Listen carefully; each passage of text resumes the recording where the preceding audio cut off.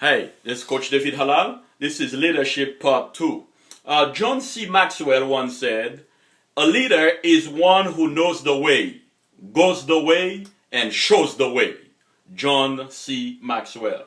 Well, to continue this leadership, talking about leadership, to be a leader is not an easy thing. You're going to have to take a lot of risks. You're going to have to take a lot of calculated risk. You're going to have to be bold. You're going to have to be radical at times. And you're going to have to change. Most people are afraid of change. Most people are scared of change. Most people think, oh my God, I don't want to change, because change, involve risk, because you don't know the unknown. You don't know what's going to happen.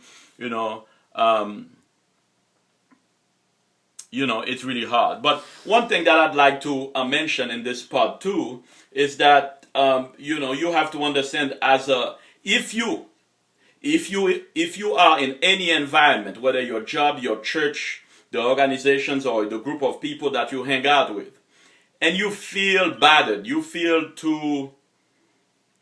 that you are clogged, or you feel that you are smothered, by their stinking thinking, you feel annoyed, you feel like, something is not happening for you. The problem is you need to step out. Yes, you need to step out, because think about airplane trying to 747 airplane trying to take off in a bicycle runway. Could you imagine how hard that would be? It would be really hard, and I might even say impossible, because the 747 airplane is too wide, it's too big to go, right, to find way, or to find amount of space to take off. Why?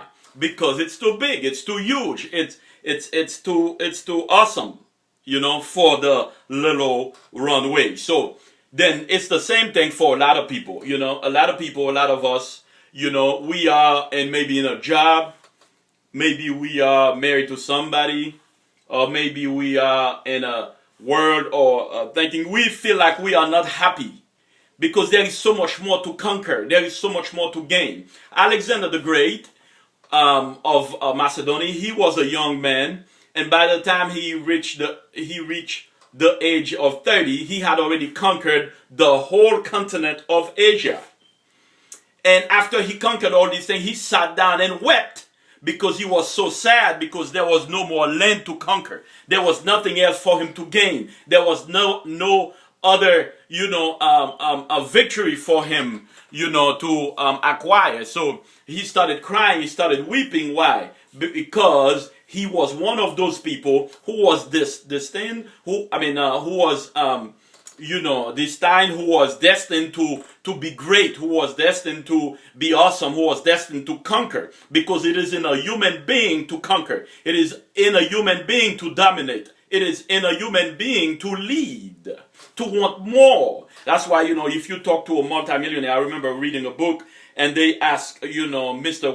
Rockefeller, Rockefeller, they ask him, how much more money you want to make? He said, just a little more. It's not really about the money, but it's about the challenge. It's about the thing that he, the businesses, or the places, or the fight that he has in him. He has to conquer. He has to go forward. He has to lead, because he's he was an awesome man. You understand? So for a lot of us, sometimes we find ourselves unhappy in our situation, not because we're not making good money, not because we're not making 90,000, 100,000, or $1 million, or whatever you make.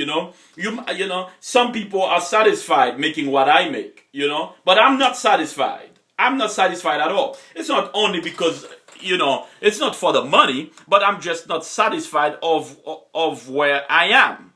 You understand? And they always say, people that are great, they say, if you are number one, you must see yourself as number two. You must always see yourself as being like number two, so you can always be hungry. You see? Because number two is trying to take the place of number one. So you must always be hungry. My friend, just like the commercial for the beer, the older gentleman, he said, stay thirsty. Well, I come to you to tell you to stay hungry, because you are a leader. You have been called to be awesome. You have been called to be fit. You have been called to be perfect. You know, even the Bible in Matthew chapter, I think, Jesus Christ was talking in the book of Matthew. He says, be ye perfect like my Father is perfect, knowing that human being will always be, we should always strive for perfection. You understand? Perfection here, he was talking about maturity, but what he's saying is that don't be satisfied.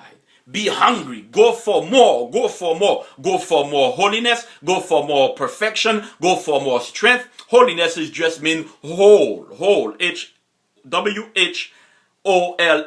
Which means that your body, your spirit, and your soul must be united. Must be perfected, because you are going towards something, and that's only perfection. Because I don't want to stop where I am. I don't want to stop making 80,000. I don't want to stop making 90,000. I don't want to stop making 100,000. I don't want to stop making 1,000,000. I don't want to stop, owning 1 house, 2 houses, 3 houses, 10, 50, 100 houses. I don't want to stop being, fit. I want to get fitter and more fit and stronger and faster, because I must strive to become better.